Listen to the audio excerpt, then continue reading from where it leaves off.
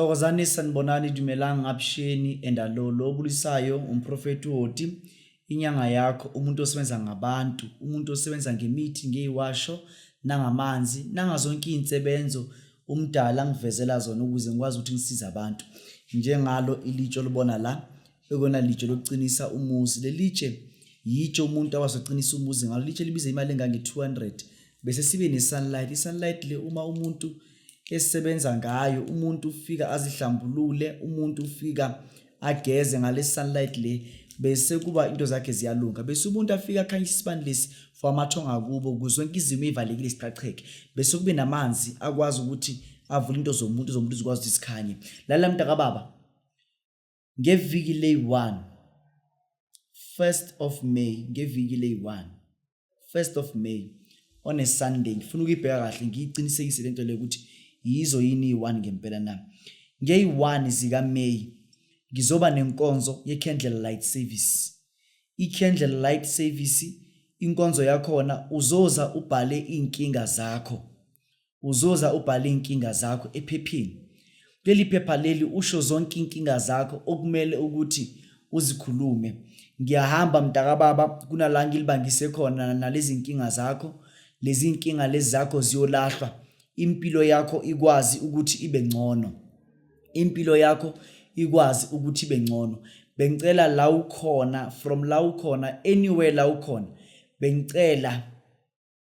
bengicela nje ngokukhulu ukuzithoba nokukhulu futhi usihlonipha bengicela umuntu ngey1 bonke abantu ngey1 abazibonakalise la umkhulu ekhona eSouth of Johannesburg Orange Farm ninabantu abakude nabantu baseduze woza uzokhonza nomkhuloti woza uzokhonza nomprofeti wendabuko thina sikhonza ngendlela yakwantu sibiza amathonga sibiza umdalo wezulu nomhlaba wena umuntu omzalwane woza wena umuntu ompostoli woza ninabantu nonke abadinga uNkulunkulu phezulu kwempilo zenu wozani ngizokwazi ukuthi nginenzele impilo yenu ikwazi ukuthi kube impilo engcono futhi kube impilo ezoba nesasa elichakazekile bese nge8 zika May ngizoba nenkonzo inkonzo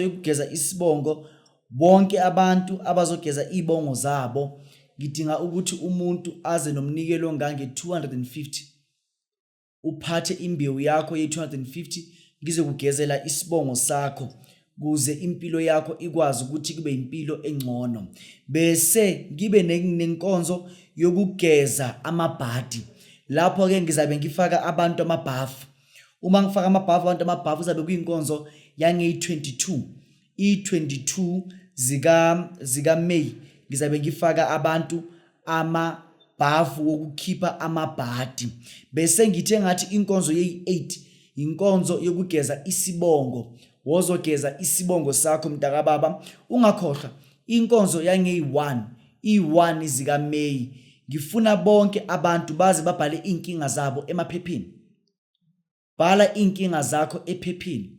uzothola i-candlelight service la uzabe ubhale zona inkinga zakho sizokhanyisa impilo ukuthi impilo yakho ikwazi ukuthi ibe ngcono lamaphepha lawa kunala ngilibangise khona nawo ngicela ungaphuthela mntaka baba woza enkonzweni ngey1 woza enkonzweni yokugeza ibongo ngey8 uzogezwa isibongo sakho yonke into ikwazi ukuthi ikhanyele bese ngikhulume nawe wena umuntu okumele agezwe amabhadi ngey22 ngicela ube nami uzogezela amabhadi uzogezela inhlupheko uzogezela ububi bese ngizokwena wena umuntu othi mina ngifuna ukuba nemali imali nje ayikho phezulu impilo yami bengicela bonke abantu abafuna ugezelwa abafuna ukuzolungisela imali zabo inkonzo yakhona izabe ingey1 zika June ngey1 zika June ngeviki lakhona ley1 iSunday yakhona izabe ingey5 June ngizabe ngisenza nabantu abathi wona ufuna nje ukuthi babe nemali empilweni zabo imali ayihlali imali ayikho imali umuntu akayiboni bengicela uzobona umprofeti wakho umkhuloti Inyanga Yo MPEDI endaweni yase Orange Farm ila ngizabe ngisebenza lo msebenzi lo wethongo khona ngidinga ukuthi nize ngobuningi benu ngidinga abantu beze ngobuningi babo woza mntaka baba woza mntana edluzi woza mntana ethongo awuke uze sizosebenza awuke uze sizokhonza awuke uze sizokwenza umsebenzi wethonga kuze yonke into ikwazi ukuthi ihambele kahle. Ngicela bonke abantu first week bhala inkinga zakho ephepheni. Nanoma uhlushwa indoda, uhlushwa umsebenzi, uhlushwa abathakathi, uhlushwa yini, bhala nje ephepheni. Woza nephepha kumina. Ngiyacela i1 zika May ngibe nawe. Bese ngibe nawe wena umuntu othi mina ngifuna ukugezela isibongo. Isibongo usebenzisayo awusazi sikabani. Lesi sibongo sometimes uyasazi, but sinama cases esamba nawo. Ama cases ka Sathana, ama cases amabi. Lama case adinga ukuthi ahlanjululwe. Lama case adinga ukuthi usize umntwana ethongo. Woza nge8. Woza nge8 uzogezelwa isibongo sakho. Ungakhohlwa inkonzo ogeza amabhati i22. Inkonzo yokulungisa indaba zeimali nge5. Mntaka baba woza.